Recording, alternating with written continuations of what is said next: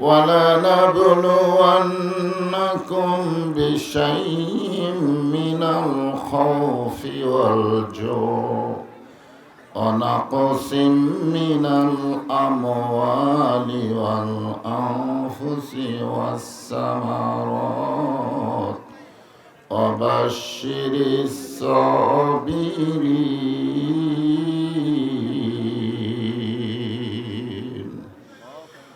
الذين إذا أصابتهم مصيبة قالوا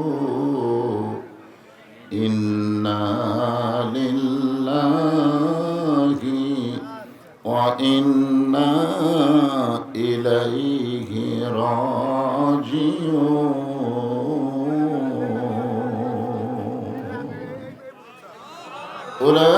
أولئك عليهم صلوات من ربهم ورحمة وأولئك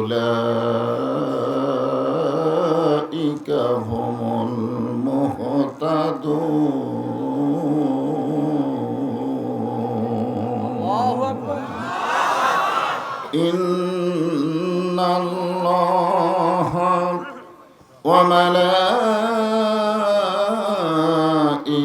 وملائكته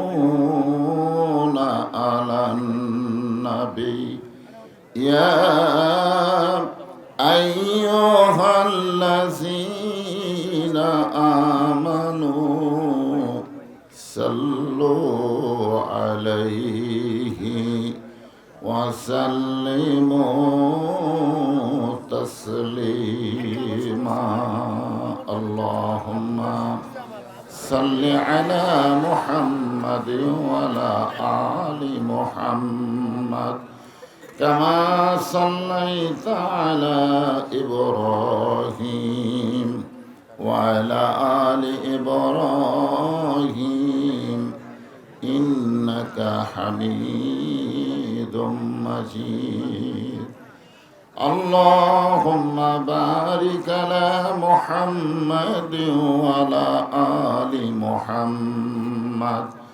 كما باركت على إبراهيم وعلى آل إبراهيم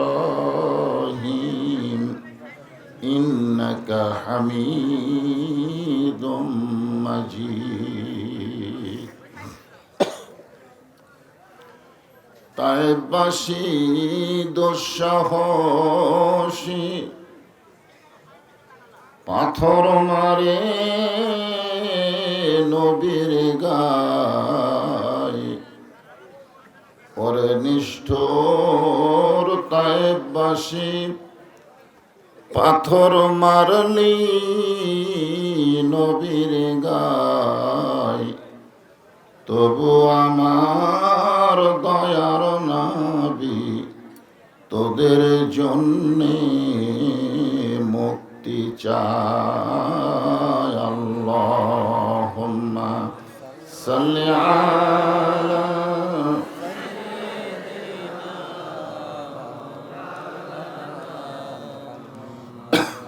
ওয়ালা আলি সাইয়্যিদিনা শফিআনা মশরিকে হুব্বে মুহাম্মদ সকলে বলি সাল্লাল্লাহু আলাইহি मतलाए दीवानी मतलाए खुर्शीद इश्क़ास सीनाए सो जाने मा बलागल उला बिकमालिही সবাই পড়েন कशाफत दुजा बिजमालिही हसनत जमीओ खिसालिही सल्लो عليه وآله اللهم آمين জান্নাতের বাগান থেকে জান্নাতি মানুষদেরকে নিয়ে আমি গুনাহগার তোমার রহমতের দরজায় দুখানা হাত তুলেছি আল্লাহ। হাসরের ময়দানে জব্বার আর কাহার নামে রূপ নিয়া তুমি যখন বিচার শুরু করবে, তোমার সামনে দাঁড়ায়া সমস্ত নবীরা নফসি নফসি বলে কাঁদতে থাকবে। এমন কঠিন অবস্থা হাসরে হবে, সেদিন সমস্ত নবী তার উম্মতকে ভুলে যাবে, শুধু বলবে আল্লাহ আমার কি হবে, আমার কি হবে। একমাত্র দরদে নবী শাফাতের কান্ডারি ইয়া রব্বি হাবলি উম্মতি বলে সেজদায় পড়ে যাও। সেই কঠিন মুসিবতের সময় আজকের এই মাহফিলকে ওসিলা করে আমাদের সবাইকে রাসূলের উম্মতের কাতারে আল্লাহ কবুল করে নিও। সুবহান রাব্বিকা রাব্বিল ইজ্জাতি আম্মা ইয়াসিফুন ওয়া সালামুন আলাল মুরসালিন ওয়ালহামদুলিল্লাহি রাব্বিল আলামিন। আল্লাহ রাসূল বলেছেন যে আমার একজন গুনাহগার উম্মত, কয়জন? একজন গুনাহগার উম্মত যতক্ষণ জান্নাতে ঢুকবে না, আমি রাসূল ততক্ষণ জান্নাতের ভিতরে ঢুকব না। আমাদের ভাগ্য ভালো না খারাপ? আল্লাহ যেদিন হাকিম হয়ে আমাদের আসামি করে বিচার শুরু করবেন। আল্লাহ কোরআনে বলেন ইয়া আইয়ুহান নাসু তাকু রাব্বাকুম ওয়াখশাউ ইয়াওমান লা ইয়াজি ওয়ালিদুন আন ওয়ালাদিহি ওয়ালা মাউলুদুন হুয়া জাযিন আন ওয়ালিদিহি শাইয়া। সেদিন মা তার সন্তানকে চিনবে না, বাবা তার সন্তানকে চিনবে না, সন্তান তার মা বাবাকে চিনবে না। সেই কঠিন হাসরের ময়দানে মানজাল্লাযী ইয়াশফা ইনদাহু ইল্লা বিইজনিহি, আল্লাহ তাআলা আমাদের নবীকে সুপারিশ করার সুযোগ দিয়া দিবে। সেই কঠিন মুসিবতের দিন আমাদের নবী আমাদের হাত ধরে ধরে জান্নাতে পৌঁছে দিবে। গভীর খুব খেয়াল করেন, আল্লাহর নবীর ডান হাতখানা বুকের মধ্যে নিয়ে নবীর দরদের বিবি খাদিজাতুল কুবরা কাঁদতেছে। নবী ঘুম থেকে চেতন পাইছে। রাসূল বলে খাদিজা কাঁদো কেন? বলে ইয়া রাসূলুল্লাহ আপনি না ঘুমাইলে আমি কোনোদিন ঘুমাই না, আপনি না ঘুমাইলে আমি কোনোদিন ঘুমাই না। মানে নবী না ঘুমাইলে খাদিজা কোনোদিন ঘুমাই না। সুবহানাল্লাহ কবেন না? রাসূল চমকে বলতেছে আমি তো এতদিনের কথা জানতাম না, তা আমি না ঘুমাইলে আপনি কেন ঘুমান না?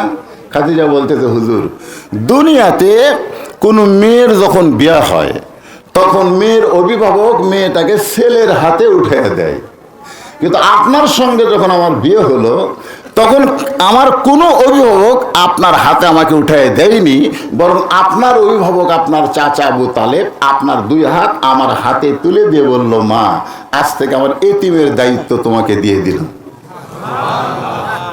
যখনই আপনার দুই হাত আমার হাতে তুলে দিয়েছে তখন আমার দায়িত্ব বেড়ে গেছে, আপনি হলেন এতিম। জোরে কোন কি?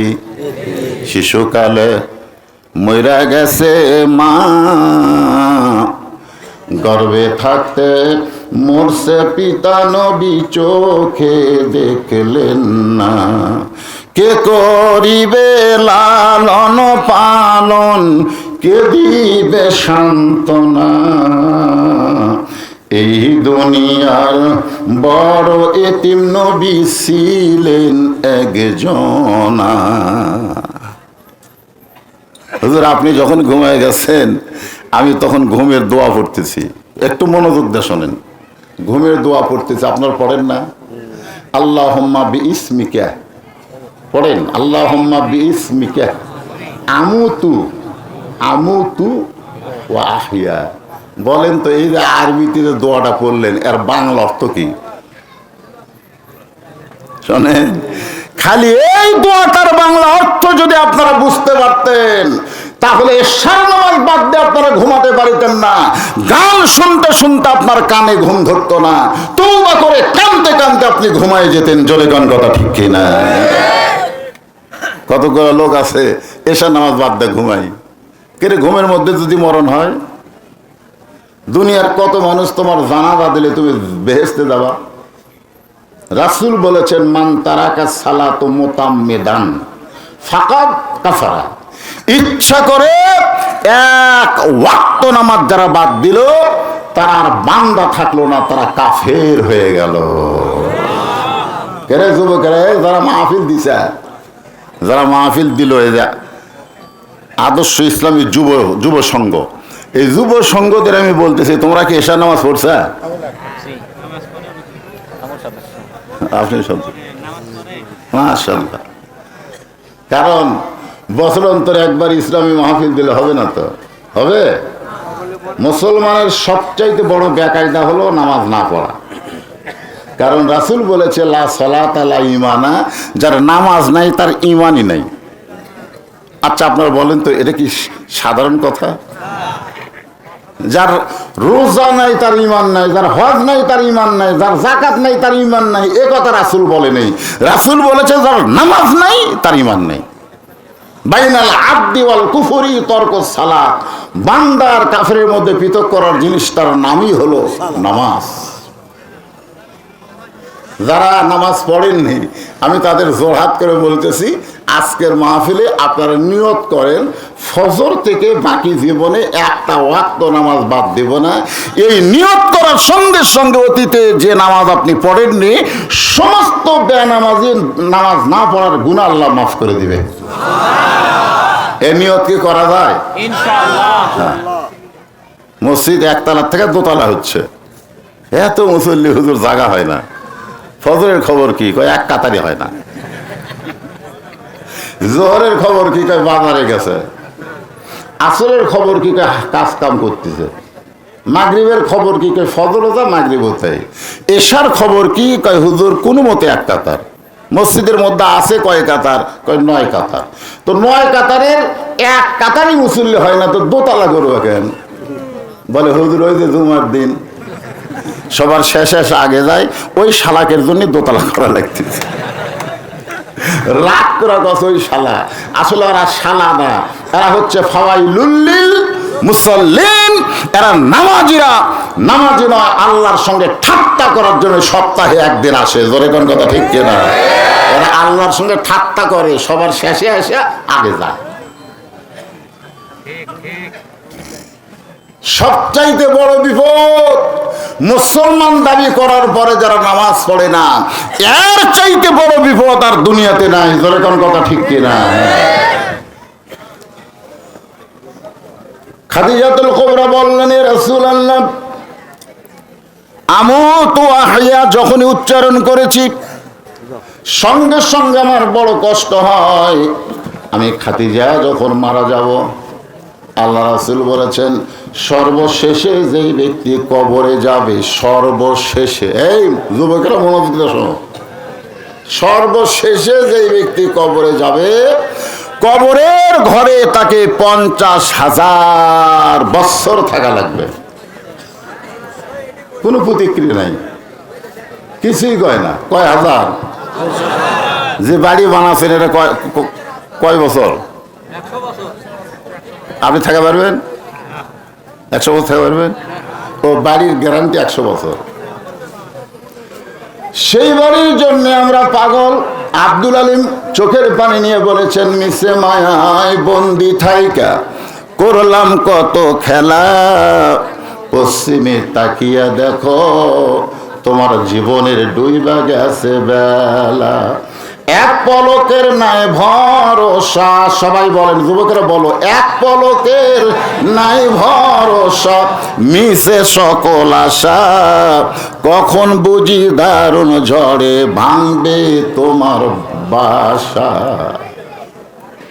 কিছুদিন আগে তুরস্কে, যেরকম কোন দেশে, তুরস্কে, আমাকে বাংলাদেশের কথাই দৃষ্টান্ত দিচ্ছি, 5 তলায় উঠে 1.5 লাখ টাকার খাট, 12,000 টাকার কম্বল, পৌষ মাসে 9টার সময় ওড়ে তামানে দিয়ে বলতেছে, আমার বাড়ি আমার ঘর, আমার নামাইকে।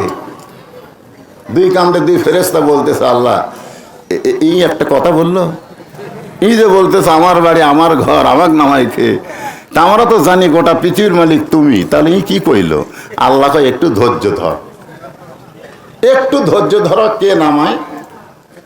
রাত 3টার সময় সামান্য একটা ভূমিকম্প হচ্ছে। যেরকম কি কম্প? উনি এত ফোর্সে নামছে যে কম্বলের মধ্যে লঙ্গি খোলা আছে, ওটা পরারও টাইম পায়নি, একে ন্যাংটা হয়ে নামছে। ফেরেশতারা বলতেছে, আল্লাহ নামাইলা নামাইলা, তাই করে ন্যাংটা করে। আল্লাহ বলতেছে, দুনিয়াতে যারা ক্ষমতার চেয়ার পাইয়া নামবার চাচ্ছে না, জনগণের হরতাল অবরোধেও নামতেছে না, আমি আল্লাহ ইচ্ছা করলে 1 মুহূর্তের মধ্যে ন্যাংটা করে নামাবার পারি। ধরে বলবো না, যারা যুবক বর্তমানের হিরো আলমের গান, অমুকের গান, আবল তাবল গান নিয়ে যারা ব্যাকুল, আমি তাদেরকে বলবো, তোমরা একটু আমার সঙ্গে বলো, কিন্তু যেদিন ডাক পড়িবে, কিন্তু যেদিন ডাক পড়িবে, কবর মাঝে যাইতে, জোগাড় কিছু করছো বন্ধু, তার মাঝে বিছাইতে। কানাডার বাড়ি বানালে অসুবিধা নেই, কি কন? আমেরিকায় বাড়ি বানালে কোনো সমস্যা নাই, কিন্তু যেদিন তোমার ডাক পড়ে যাবে, সেদিন দুনিয়ার বাড়িতে আর থাকতে পারবা না, অন্ধকার কবরে তোমাকে যাইতে হবে। তবে কি নিয়ে যাবা?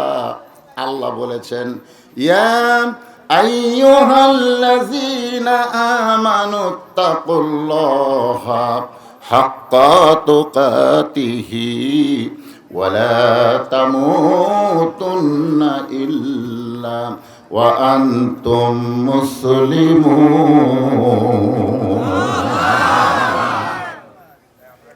খাদিজাতুল কুবরা বলে, রাসূলুল্লাহ, চোখ বন্ধ হওয়ার সঙ্গে সঙ্গে অন্ধকার কবর আমার সামনে হাজির হলো।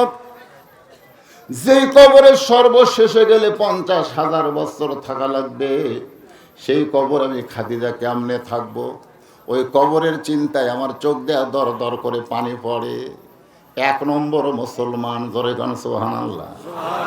সঙ্গে সঙ্গে আল্লাহর নবী খাদিজার কপালে একটা চুমা দিয়ে বলে, খাদিজা, ওই আল্লাহর শপথ করে বলতেছি, ঈমান গ্রহণ করার পরে আপনি আল্লাহর সঙ্গে যে সম্পর্ক গড়ে তুলেছেন, আল্লাহ আপনার কবরকে জান্নাত বানায়া দিবে। আর কোনো টেনশন আছে? আর কোনো টেনশন আছে? 50,000 কে 1 কোটি বছর যদি কবরে থাকা লাগে, কোনো টেনশন। কারণ রাসূল বলেছেন, ঈমান গ্রহণ করার পরে আপনি আল্লাহর সঙ্গে যে সম্পর্ক গড়ে তুলেছেন, আল্লাহ আপনার কবরকে জান্নাত বানায় দিবে। এখন প্রশ্ন হলো, ঈমান গ্রহণ করার পরে আল্লাহর সঙ্গে সম্পর্ক করার মাধ্যম কি?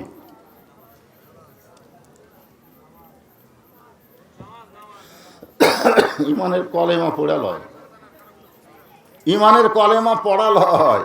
যুদ্ধের সময় আমার এলাকার অনেক হিন্দুরাও ঈমানের কলমা পড়ছে। আমার এলাকার হিন্দুরা পাকিস্তান আর্মি দেখলি লা ইলাহা ইল্লাল্লাহ, লা ইলাহা ইল্লাল্লাহ, আর্মিরা বলতো বিলকুল ঠিক হয়, ঠিক হয়, ঠিক হয়। 9 মাস পরে যখন দেশ স্বাধীন হলো, তখন এক হিন্দু আমাকে বললো, বাবা, মুসলমানের কলমার দাম আছে। আমি কইলাম, আপনি হিন্দু হয়ে মুসলমানের কলমার দাম কেমনে বোঝেন? বলে, যুদ্ধের সময় এই কলমার জিকির করছি, আমরা গুলির থেকে বাঁচে গেছি। আমি বললাম, দাদা, শুধু কলেমার মুখে জিকির করে আর্মির গুলি থেকে আপনি বাইচা গেছেন। এই কলেমা যদি গ্রহণ করতেন তাহলে জাহান্নামের আগুন থেকে আল্লাহ আপনাকে বাঁচাইয়া দিত। আমরা কি আর্মির গুলির থেকে বাঁচবো না জাহান্নাম থেকে? তো জাহান্নাম থেকে যদি বাঁচতে চাই, রাসূল বললেন, খাদিজা, ঈমান গ্রহণ করার পরে আপনি আল্লাহর সঙ্গে যে সম্পর্ক গড়ে তুলেছেন, আল্লাহ আপনার কবরকে জান্নাত বানায়া দিবে। খাদিজা নবীর হাত বুকের মধ্যে চেপে ধরলেন। আল্লাহ রাসূল বলে, খাদিজা, আল্লাহ আপনার কবরকে জান্নাত বানায় দিবে, এরপরেও আমার হাত কেন চাইপা ধরলেন? খাদিজা বলে, রাসূলুল্লাহ, আমি যদি আপনার কাছে কিছু চাই আপনি কি আমারে দিবেন না? সঙ্গে সঙ্গে নবী বললেন, নাউযুবিল্লাহ, উলাইকা আলাইহিম সালাওয়াতুম মির রাব্বিহিম ওয়া রাহমা ওয়া উলাইকা হুমুল মুহতাদুন। যেই মাত্র খাদিজা বলল, হুজুর আপনার কাছে যদি কিছু চাই, সঙ্গে সঙ্গে নবী বললেন, নাউযুবিল্লাহ, নাউযুবিল্লাহ, নাউযুবিল্লাহ। তিনবার নবী নাউযুবিল্লাহ বললেন। নবী বুঝাই দিলেন, একমাত্র আল্লাহ ছাড়া অন্য কারো কাছে চাওয়া যাবে না। জোরে কোন। এখন কেউ যদি বলে, আমার দয়াল বাবার দরবারেতে কেউ ফিরে না খালি হাতে, আপনাকে এই দিকে মনে হইলে নাই? আল্লাহরে ধন্য বীরে দিয়া আল্লাহ আছে গায়েব হইয়া, নবীর ধন খাজা নিয়া শুয়া আছে আজমিরে, কেউ ফেরে না খালি হাতে খাজা তোমার দরবারে। নাউযুবিল্লাহ, জোরে কোন। এখন চিন্তা করেন, সূরা ফাতিহার মধ্যে আমরা স্বীকারোক্তি দিলাম, ইয়া পড়েন, ইয়াকা না'বুদু ওয়া ইয়াকা নাস্তাঈন। আমি 2011 সালে প্রথম হজ করতে গেলাম। তা আমাদের তো একটা অভ্যাস আছে, কবরের পাশে যা দোয়া দরুদ পড়ে হাত তোলা অভ্যাস আছে না নাই? তা আমি ওই নবীর রওজার পাশে যা কেবল হাত তুলেছি, এরকম হাত তুলেছি। সাধারণ মানুষের কবরে হাত তুলি, আর নবীর রওজার পাশে হাত তোলা যাবে না? এইভাবে কেবল হাত তুলেছি। ইতিমধ্যে মদিনার এক পুলিশ লাঠি দিয়ে আমার হাতে ঠাসি দেয়, মাল্লাহ কুল্লু হারাম, মাল্লাহ। আমি মনে মনে কই, তুই হলি পুলিশ আর আমি কে, আমার চিনিস? মনে মনে আমি হলাম বাংলাদেশের একটা বক্তা রে, তুই একটা পুলিশ হয়ে আমার হাতে লাঠি দিয়ে ঠাসি মারলি।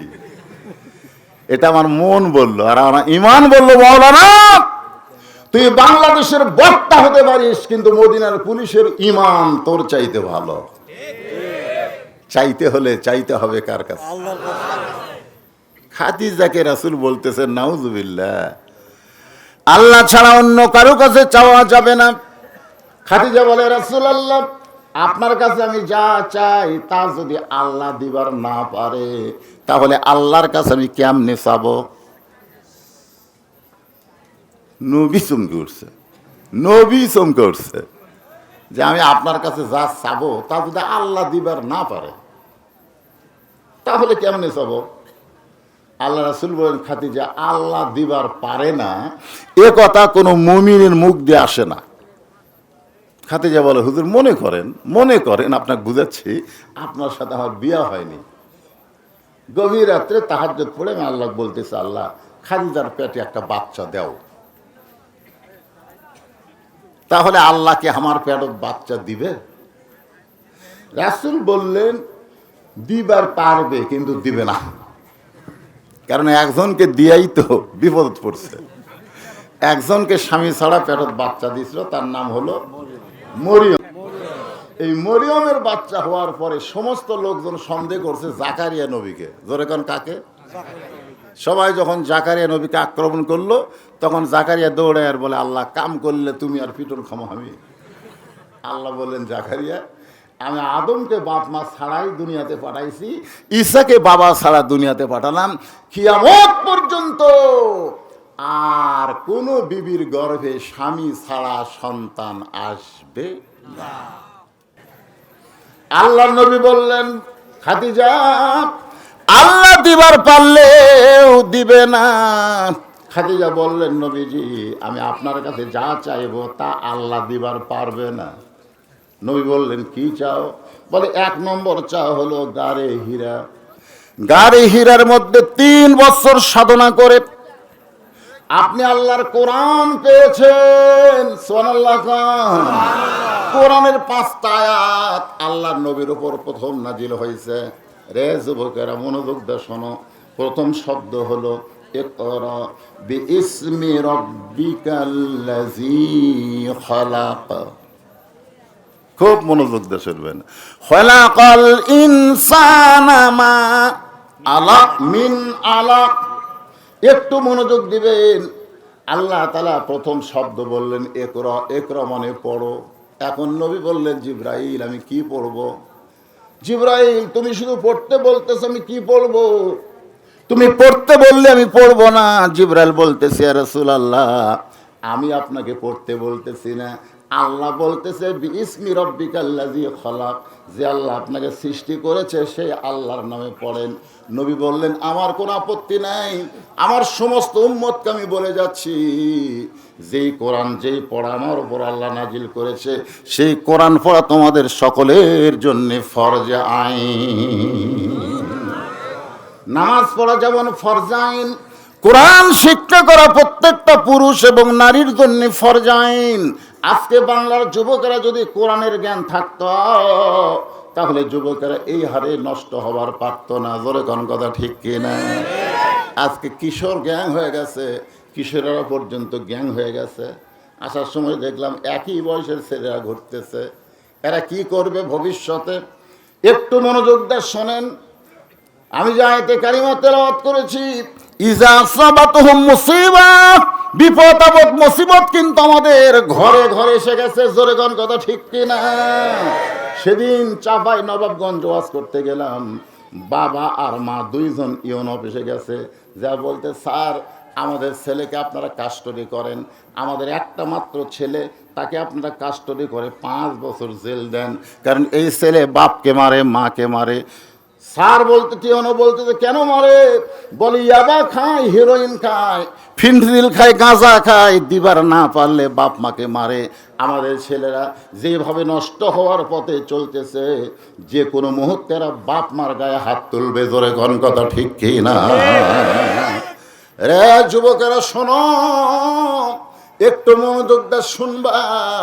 খাদিজা বললেন, রাসূলুল্লাহ ওই যে গাড়ি হীরার মধ্যে 5টা আয়াত আপনি পেলেন, আসার পরে আপনি দুনিয়াতে চলে এলেন, আর গাড়ি হীরাই কোনোদিন গেলেন না। আমি খেয়াল করে দেখেছি ওই জুব্বাটা, যেই জুব্বা পরা অবস্থায় আপনার উপর কোরআনের আয়াত নাজিল হলো, এই জুব্বাটা আপনি যত্ন করে রাইখা দিয়েছেন। আমি যখন মরে যাব ওই কোরআন নাজিল হওয়ার জুব্বাটা আমার কাফনের কাপড় হিসাবে দিয়া দিবে। ওগো নবীজি, আমার 2 নম্বর চা হলো আপনার পবিত্র হাত দিয়া, আপনার পবিত্র হাত দিয়া আমার দেহখানা কবরের ঘরে নামায় দিবেন। আমার 3 নম্বর চা হলো কবরে যাওয়ার পরে সবাই মাটি দিয়ে যখন ফেরত আসবে, এমন সময় 2টা ফেরেশতা আল্লাহ কবরে পাঠায় দিবে। জোরে কোন কয়টা? 2টা ফেরেশতা কবরে পাঠায় দিবে। মুনকির নাকির আসিয়া যখন জিজ্ঞাসা করিবে, দিন কি তোমার মাবুদকে, বা তখন কি বলিবে? সবাই বলেন, ফেরেশতা আসিয়া যখন জিজ্ঞাসা করিবে, দিন কি তোমার মাবুদকে, বা তখন কি বলিবে? সবাই বলেন, আল্লাহ বিনে নাই রে মাবুদ। বলেন না কেন? আল্লাহ বিনে নাই রে মাবুদ, জবানে তাই বলো রে, বলো মুখে আল্লাহ রাসূল সবে বলো। ওগো নবী, মুনকির নাকিরের 3টা প্রশ্নের উত্তর আমি খাদিজা দিবার পারবো না, আমার পক্ষ থেকে আপনাকে উত্তর দেওয়া লাগবে। এই 3টা চাওয়া যদি আপনি পুরা করেন, আর কবর নিয়ে আমি কোনোদিন কাঁদব না। সঙ্গে সঙ্গে নবী খাদিজার কপালে চুম্বন দিয়ে বললেন, খাদিজা ওই আল্লাহর শপথ করে বলতেছি, আমার আগে যদি আপনার মৃত্যু হয় তাহলে আপনার 3টা চাওয়াই আমি পুরা করব ইনশাআল্লাহ। তাবারাকাল্লাযী বিয়াদিহিল মুলকু ওয়া হুয়া আলা কুল্লি শাইইন কাদির। 2 জন ধরে টেজে তুলে দেয়, মাজা ঠিক মতো খাড়া করবার পারে না, তারপরে 2 হাত দিয়ে ডাকে আর ক্ষমতা দেখায়, খেলা হবি খেলা হবি। জোরে কোন কথা ঠিক না? আল্লাহ কয় পাগলা রে, 2 বার পাতলা পায়খানা দিলে তুই হাসপাতালত পড়ে যাবি। জোরে কোন কথা ঠিক না? অহংকারের চাদর কার হাতে? আরো জোরে বলেন, অহংকারের মালিক কে? আল্লাহ রাসূল বললেন, খাদিজা আমার আগে যদি আপনার মৃত্যু হয়, এ কথার দ্বারা রাসূল বুঝাইলেন কে কখন মরবে এটা আল্লাহর নবীও পর্যন্ত জানে না। মা খাদিজা দুনিয়া থেকে বিদায় নিলেন। আমার মায়েরা যারা পর্দার অন্তর আছেন একটু মনোযোগ দিয়ে শুনবেন। মাগরিবের নামাজের পর আমি এখানে এসেছি, আপনাদের তেমন কোনো ওয়াজ হয়নি। জোরে কোন কথা ঠিক কিনা? মাদের জন্য একটা আলাদা ওয়াজ করা লাগবে, কারণ আমার মায়েরা যদি ভালো হয়ে যায় আমাদের যুবকগুলো ফেরেশতার মতন চরিত্র হয়ে যাবে। এক মা বলতে যে হুজুর আমার ছেলে তো বসে থাকে, পেশাব করে না, খাড়া হয়ে করে, তা আপনি একটু দোয়া পড়ে দেন তো, ওই দেন বসে পেশাব করে। তা আমি এখন বললাম, কে রে বসিস না কেন? আমার দোষ লয় হুজুর, তো দোষ খা। আমি ওর মারে কইলাম, মা সত্যি করে বলো তো তোমার এই বাচ্চা কি এনালক না সিজার করা? তখন বলতে যে হুজুর সিজার করা। আমি বলি, ও সেই জন্যই, কারণ সিজার করা বাচ্চারা পেঁয়াজ কাটার পরে কথা কয় না, নিঃশ্বাস নেয় না, কান্দেও না, কারণ 2 দিন আগে যে পেট কাটছে তখন ডাক্তারও পেটের মধ্যে নিয়ে এরকম ঘুরে আনার পরে ওর মাথাতে একটা ঝাঁকি লাগে, এই ঝাঁকিতে করে কান্দে ওঠে, এই যে অস্থির ই বসবি না। একটা মা যদি ভালো হয় তার পেটের সন্তান আল্লাহর ওলি হয়। ধরে কথা কন না কেন? ও শোনেন, বাংলাদেশের কোন ডাক্তার তার বউরে সিজার করায় না। খোঁজলে দেখেন কোন ডাক্তারের বউ সিজার হয় না, নরমালি বাচ্চা হবেই, হয়তো 2 দিন পরে হবে। একটু প্রসব বেদনা লাগে, মা হবা তোমার পায়ের তলে সন্তানের জান্নাত, আর তুমি একটু কষ্ট সহ্য করবে না? সামান্য কথা স্বামী সিজার করে। বাংলাদেশের